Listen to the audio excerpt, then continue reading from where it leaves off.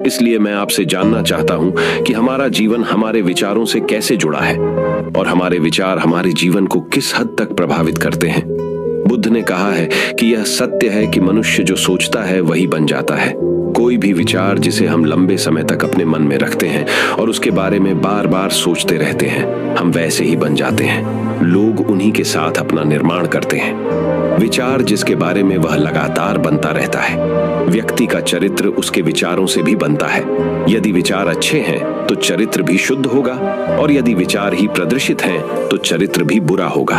अगर आप ध्यान से देखेंगे तो पाएंगे कि आपके जीवन का हर पहलू आपके किसी न किसी पहलू से जुड़ा है। आप आज जो भी हैं अपने विचारों की वजह से हैं। आपके विचार अच्छे या बुरे किसी न किसी तरह से आपके जीवन को अच्छा या बुरा बना रहे हैं। हम जैसा सोचते हैं वैसा ही हमारा चरित्र बन जाता है। जिस प्रकार स्वस्थ बीज के बिना कोई वृक्ष विकसित नहीं हो सकता, उसी प्रकार अच्छे विचारों और अच्छे चरित्र के बिना कोई भी मनुष्य सफल नहीं हो सकता। और यदि उसके विचार नकारात्मक हैं तो वह अपने जीवन को गलत दिशा में मोड़ देगा। उसी प्रकार हमारे जीवन में अपने विचारों और कर्मों के माध्यम से कई बीज बोएं और उस बीज का फल या तो हमें दुख दे सकता है या खुशी।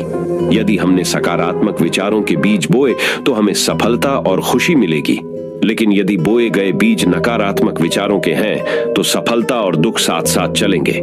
जिन लोगों को आप सफल और महान मानते हैं वे यहाँ ऐसे ही नहीं पहुंच गए। उन्होंने अपने विचारों पर नियंत्रण रखकर अपना चरित्र ऐसा बनाया कि और इसी चरित्र के बल पर उन्होंने महानता की ऊंचाइयों को छुआ। तो मूल रूप से आपके अंदर जो विचार हैं, यदि आपके मन में दूसरों के प्रति क्रोध, ईर्ष्या, घृणा है तो आप बाहर भी वैसे ही होंगे, तो आपको बाहर भी वही मिलेगा। तुम्हें ऐसे लोग मिलेंगे जो तुम्हारे साथ वैसा ही करेंगे। यदि तुम्हारे पास प्रेम, शांति, करुणा है तो तुम वैसे ही बन जाओगे और आप बाहर भी वैसा ही पाएंगे। और जो ऐसे विचार रखता है उसे सम्मान और प्यार दोनों मिलता है। वस्तुतः मनुष्य अपने जीवन का निर्माता स्वयं है। वह इसे बना या बिगाड़ सकता है। मनुष्य अपने चरित्र का निर्माण अपने कार्यों और विचारों से करता है, अपना समुदाय बनाता है, अपनी किस्मत खुद बनाता है। व्यक्ति ने कहा, लेकिन बुद्ध, मैं अपने विचारों से खुद को कैसे सुधार सकता हूँ? बुद्ध ने कहा था कि अगर तुम खुद को सुधारना चाहते हो तो सबसे पहले अपने विचारों पर ध्यान देना शुरू करो। तुम्हें यह देखना होगा कि तुम दिन भर क्या सोच रहे हो। क्या तुम दिन भर मन में बुराई और लोगों के प्रति नफरत पाल रहे हो? आपको बस इस बात पर ध्यान देना है कि आप अच्छाई की ओर जा रहे हैं या बुराई की ओर। जब आप अच्छे से समझ जाएंगे कि आपके दिमाग में अच्छे विचार चलते हैं या बुरे, तभी आप अपने सोचने के तरीके में बड़ा सकारात्मक बदलाव कर पाएंगे। आपके अंदर कभी न खत्म होने वाला खजाना है। आप नहीं जानते कि आप क्या कर सकते हैं, आप किस तरह की अद्भुत शक्तियां प्राप्त कर सकते हैं। आपने महान योद्धाओं और महान लोगों के बारे में तो सुना ही होगा। यदि आपको उनकी शक्तियों पर विश्वास नहीं है, आपको बस यह मानना होगा कि आग के बिना धुआं नहीं होता। जरूर उनमें कुछ तो बात होगी जिसकी वजह से उनके बारे में इतना कुछ लिखा और कहा गया है। तो वे कौन लोग थे जो दुनिया में महान योद्धा और आदर्श के रूप में पूजे जाते थे? अगर हम थोड़ा और गहराई से सोचें तो ये वे लोग थे जिन्होंने अपने भीतर के अटूट रखे खजाने को पहचाना। वे लोग अभ्यास करते रहे और सभी की भलाई करने वाले लोगों की मदद करके खुद को बेहतर बनाते रहे और वे दुनिया में महान और अमर हो गए। और अगर आप भी ऐसा ही करना चाहते हैं तो सबसे पहले आपको अपने विचारों पर ध्यान देना होगा। बुद्ध ने आगे कहा, एक मानव मन बगीचे से तुलना की जा सकती है। जैसे बगीचे को साफ और सुंदर रखना, समय समय पर उसमें उगने वाले खरपतवार को हटाना पड़ता है, रोज पानी देना पड़ता है, पौधे की देखभाल करनी पड़ती है। उसी तरह हमें अपने मन को भी सुंदर और सकारात्मक बनाए रखने के लिए उसका ख्याल रखना होगा। इसमें से लगातार नकारात्मक विचारों को हटाकर सकारात्मक विचारों को जगह देनी होगी। इसके लिए हमें डर, चिंता, नफरत और ईर्ष्या जैसी भावनाओं से खुद को दूर रखना होगा। और इसके लिए आपको अपने अंदर चल रहे विचारों पर लगातार ध्यान देना होगा। किसी भी व्यक्ति के अंदर उठने वाले विचार और उसका चरित्र अधिकतर उसके आसपास के वातावरण और परिस्थितियों पर निर्भर करते हैं। लेकिन इसका मतलब यह नहीं है कि किसी व्यक्ति की परिस्थिति खराब है अतः उसके विचार सदैव खराब रहेंगे। वह उन पर ध्यान देकर अपने विचारों को बदल सकता है, और जैसे ही उस व्यक्ति के विचार बदल जाते हैं तो उसका चरित्र और उसके काम करने का तरीका अपने आप बदल जाता है। ये सभी चीजें धीरे धीरे सीखनी होती हैं। विचारों के काम करने के तरीके को समझना होगा। आपको सबसे पहले यह स्वीकार करना होगा कि जो काम सामने वाला कर सकता है वह आप भी कर सकते हैं। आपको बस इसका बार बार अभ्यास करने की जरूरत है, नई चीजें सीखने की जरूरत है। जैसे जैसे आपका मन बदलेगा, आपकी परिस्थितियां भी बदल जाएंगी। आप जो भी विचार बीज रूप में अपने मन में डालते जाएंगे, यह धीरे धीरे आपके चरित्र और आपके कार्यों में दिखना शुरू हो जाएगा। और एक बार वह विचार आपके अंदर जड़ें जमा लेगा तो आपको सफल होने से कोई नहीं रोक सकेगा। लेकिन अगर वह बीज या विचार नकारात्मक है तो आपको भी असफलता से कोई नहीं बचा सकता। इसीलिए अपने विचारों के प्रति बहुत जागरूक रहने की जरूरत है। आप अपने अंदर किस तरह के विचार ला रहे हैं। एक बात हमेशा याद रखना, हमें वह नहीं मिलता जो हम चाहते हैं, बल्कि हमें वह मिलता है जो हम हैं, और हम अपने विचार हैं। इसलिए इच्छा करना और उस इच्छा के बारे में अच्छा सोचते रहना और उसे पूरा करने का प्रयास करना दो बिल्कुल अलग चीजें हैं। क्योंकि इच्छा तो हर कोई करता है, लेकिन उस इच्छा के बारे में लगातार सकारात्मक सोचना और उसे पाने के लिए कड़ी मेहनत करना बहुत ही कम लोग ऐसा कर पाते हैं। इसलिए अगर आप अपनी परिस्थितियों को बदलना चाहते हैं तो सबसे पहले आपको खुद को बदलना होगा। लेकिन ज्यादातर लोग अपनी परिस्थितियों को तो बदलना चाहते हैं, लेकिन अपने सोचने और काम करने के तरीके को नहीं बदलना चाहते। और अगर लोग ऐसे ही रहेंगे तो उनके हालात कभी नहीं बदलेंगे। उस व्यक्ति ने कहा कि एमे महे बुद्ध, हमारे विचारों का हमारे शरीर पर क्या प्रभाव पड़ता है। बुद्ध ने कहा था कि हमारा शरीर हमारे दिमाग का गुलाम है। हम जो भी सोचते हैं उसका पहला प्रभाव हमारे शरीर पर ही पड़ता है। आपने देखा होगा कि जो लोग बहुत अधिक चिंता करते हैं और डरते हैं वे जल्दी बीमार पड़ जाते हैं। साथ ही जो लोग दूसरों से ईर्ष्या करते हैं और हमेशा नकारात्मक सोचते हैं वे भी बहुत जल्द मानसिक और शारीरिक बीमारी का शिकार हो जाते हैं। और अगर आप ऐसा सोचते हैं तो आपके साथ भी ऐसा ही होगा। इसके विपरीत जो लोग हमेशा खुश रहते हैं वे दूसरों के बारे में अच्छा सोचते हैं, हमेशा स्वस्थ रहने के बारे में सोचते रहते हैं, तो उनकी ऊर्जा एक समान हो जाती है और इस ऊर्जा का सकारात्मक प्रभाव सबसे पहले उनके शरीर पर पड़ता है। क्योंकि जिस व्यक्ति का मन शांत होता है उस व्यक्ति के शरीर की आधी बीमारी अपने आप ही खत्म हो जाती है। हम स्वस्थ रहेंगे या बीमार, ये हमारे आसपास के माहौल और परिस्थितियों के अलावा हमारी सोच पर भी निर्भर करता है। एक कमजोर और बीमार विचार हमारे शरीर को भी कमजोर और बीमार बना देता है। आपने अपने आसपास देखा होगा कि जो लोग बीमार होने से सबसे ज्यादा डरते हैं, जो सबसे ज्यादा बीमार पड़ते हैं, इस डर ने लाखों लोगों की जान ले ली है। इसके विपरीत जो लोग अपने शरीर के बारे में अच्छा सोचते हैं वे स्वस्थ और मजबूत महसूस करते हैं, और जिनके विचार शुद्ध होते हैं उनका शरीर स्वस्थ और मजबूत हो जाता है। वैसा ही हमारा शरीर सिर्फ एक उपकरण है और हमारा मस्तिष्क इस उपकरण को नियंत्रित कर रहा है। जैसे अच्छा भोजन हमारे शरीर के लिए जरूरी है, उसी तरह अच्छी सोच यह हमारे शरीर के लिए महत्वपूर्ण है। जैसे ही आपके विचार शुद्ध हो जाएंगे, इसका सबसे पहला असर आपके शरीर पर दिखाई देगा। एक शुद्ध और सकारात्मक दिमाग आपको कभी भी खराब खाना खाने नहीं देगा। इसलिए सबसे पहले अपने दिमाग को सुरक्षित रखें, फिर यही दिमाग आपके शरीर को हर बीमारी से बचाएगा। यदि कोई बीमार और कमजोर व्यक्ति अपने शरीर को पूरी तरह से स्वस्थ बनाना चाहता है तो उसे सबसे पहले अपने शरीर को ठीक करना चाहिए।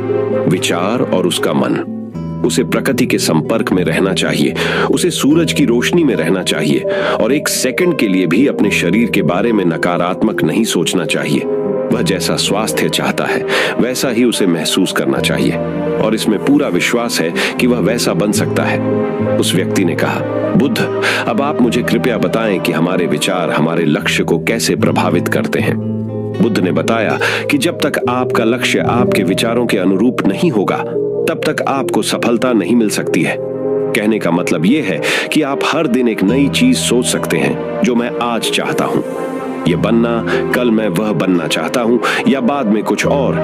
लेकिन जब तक आप अपने लिए कोई लक्ष्य निर्धारित नहीं करते, तब तक आप कोई भी बड़ा काम नहीं कर सकते।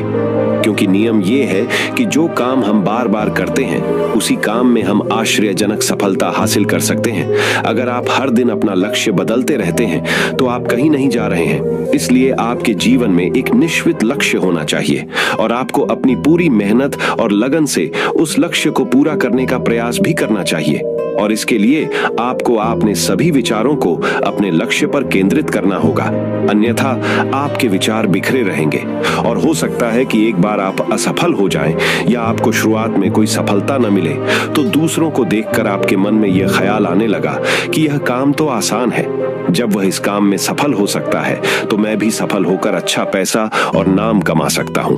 और यह भी संभव है कि इस काम में असफल होकर भी तुम दूसरी तरफ भागो और ऐसा करते समय आप कई काम करते हैं, लेकिन हो सकता है कि आप किसी एक चीज में सफल ना हो पाएं। इसलिए आपको पहले एक चीज तय करनी होगी, तभी आपके विचार एक काम पर फोकस कर पाएंगे।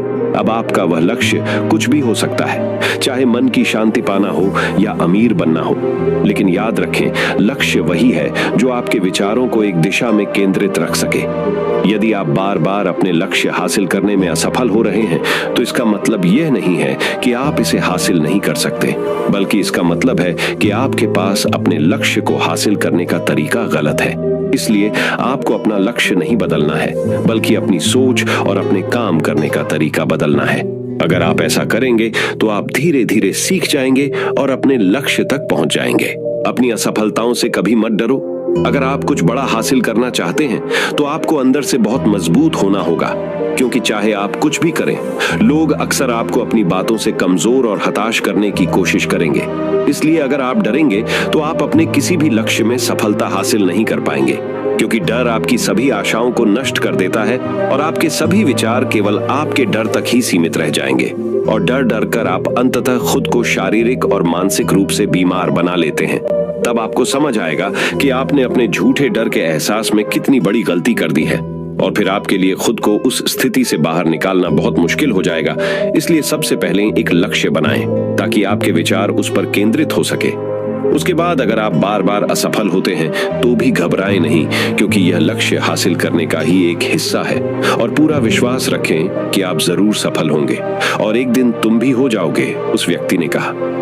बुद्ध, विचारों और मन की शांति के बीच क्या संबंध है? बुद्धा ने बताया कि मन की शांति एक ऐसा खजाना है जिसे दुनिया के 1% लोग भी हासिल नहीं कर सकते, और जिसने ये खजाना हासिल कर लिया है, वह दुनिया के सबसे भाग्यशाली व्यक्ति हैं। वह भीड़ में अलग दिखता है। ये कहना उतना आसान नहीं है जितना लगता है। मन की शांति केवल लंबे समय तक आत्मनियंत्रण के माध्यम से ही प्राप्त की जा सकती है। जब कोई व्यक्ति खुद को समझता है और दुनिया प्यार और प्यार के बीच के अंतर को समझती है, उसके अंदर नफरत, डर और ईर्ष्या जैसी भावनाएं खत्म हो जाती हैं। तब एक दिन व्यक्ति को मन की सच्ची शांति मिल सकती है, और यही हर इंसान का अंतिम लक्ष्य भी है। एक शांत व्यक्ति सबसे खराब परिस्थितियों में भी खुद को नियंत्रित कर सकता है। एक शांत व्यक्ति के पास जितनी मानसिक शक्ति होती है, उतनी किसी और के पास नहीं होती। शांत व्यक्ति का अर्थ है वह व्यक्ति जिसका मन पूर्णतः शांत हो, क्योंकि जैसे ही आपका मन शांत हो जाता है, आपके सभी विचार शांत हो जाएंगे, और तब आपको महसूस होगा कि सचमुच आपका दिमाग कितना शक्तिशाली है। जैसे ही आपको मानसिक शांति मिलेगी, आप महसूस करेंगे कि आपकी मानसिक शक्ति इतनी बढ़ गई है कि आपके लिए सब कुछ आसान हो गया है। आप जहां भी हों, आपकी परिस्थितियां जो भी हों, आप खुद को स्वीकार करना शुरू कर देंगे। आप हमेशा खुश रहेंगे। और अगर आप यह मुकाम हासिल करना चाहते हैं, तो इसकी शुरुआत आपको अपने विचारों से करनी होगी। अपने विचारों पर नियंत्रण और अपने विचारों पर यह नियंत्रण आप केवल और केवल ध्यान के माध्यम से ही प्राप्त कर सकते हैं। इतना कहकर बुद्ध चुप हो गए और ध्यान करने लगे, और वह व्यक्ति भी उनको प्रणाम करके चला गया। तो दोस्तों, उम्मीद करता हूं आपको इस कहानी से एक अच्छी सीख मिली होगी।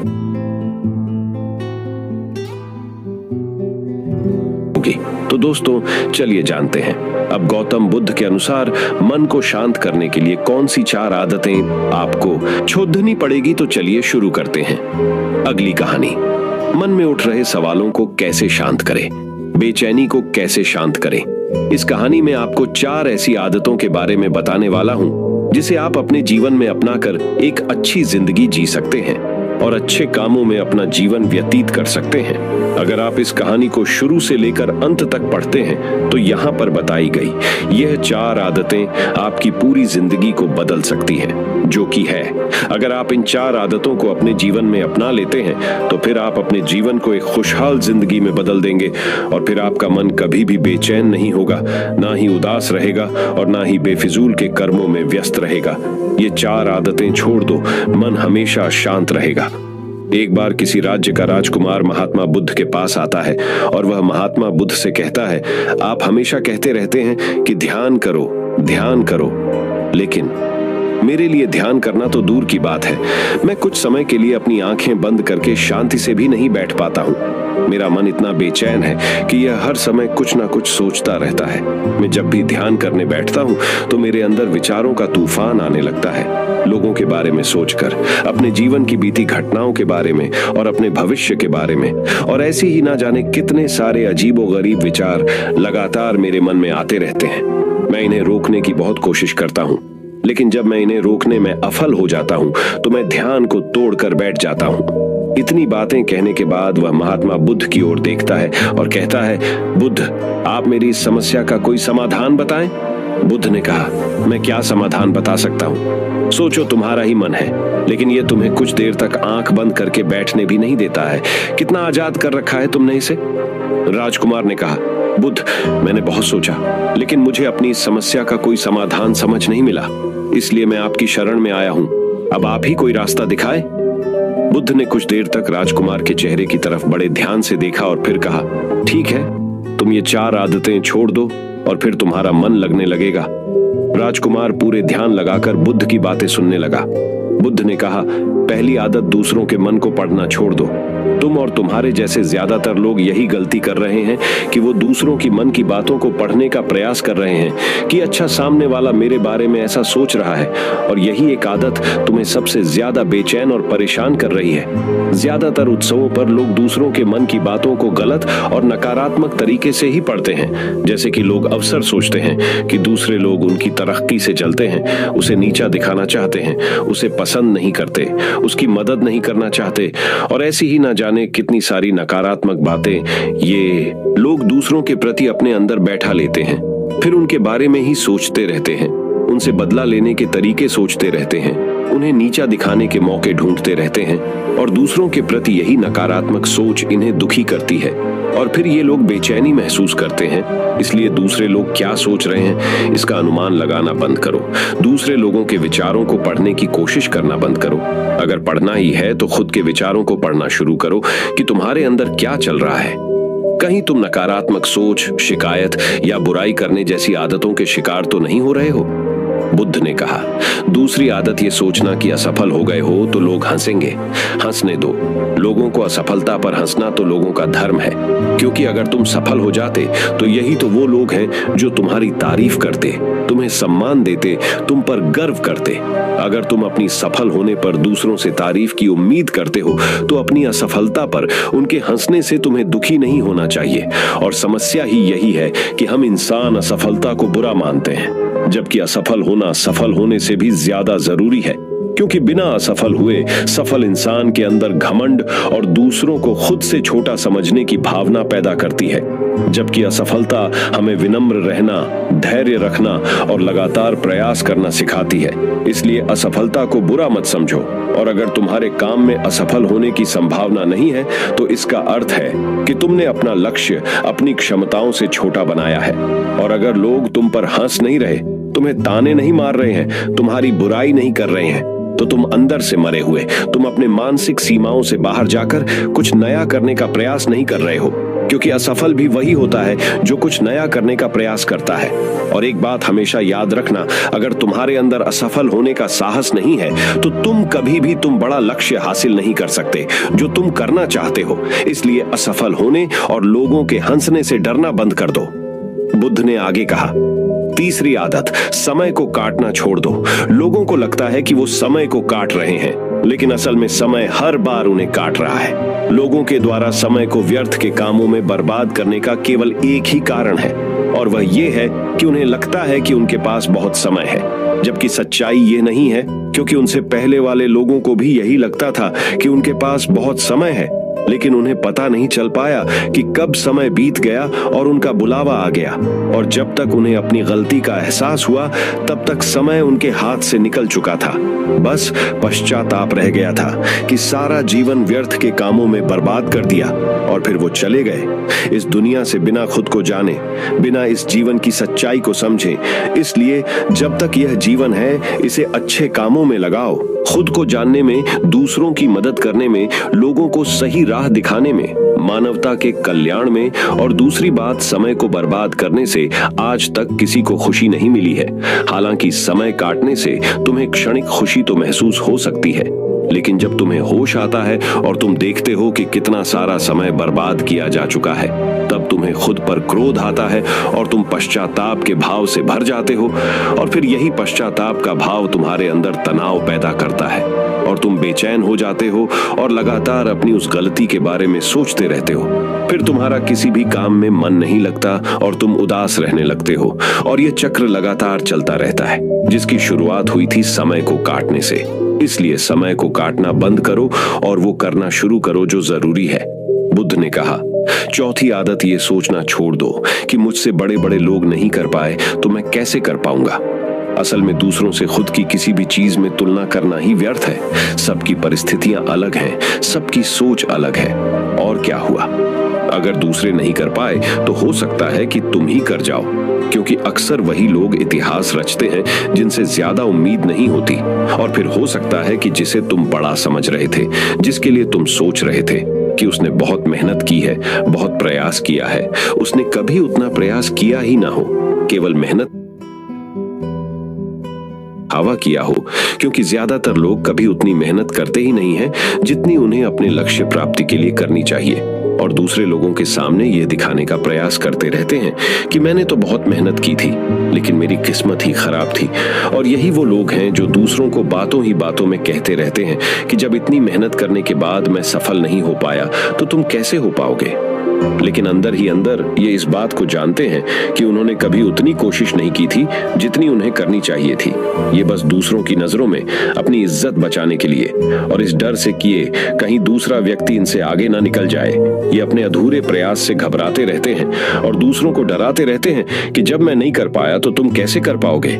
इसलिए किसी दूसरे असफल व्यक्ति को देखकर ये सोचना छोड़ दो कि तुम यह सफल हो जाओगे। तुम बस अपना सर्वश्रेष्ठ प्रयास करो और बाकी सब समय पर छोड़ दो। बुद्ध ने आगे कहा, अगर तुमने ये 4 आदतें छोड़ दी तो तुम्हारा मन एकदम शांत हो जाएगा और फिर तुम जहां चाहो वहां अपना मन लगा सकते हो।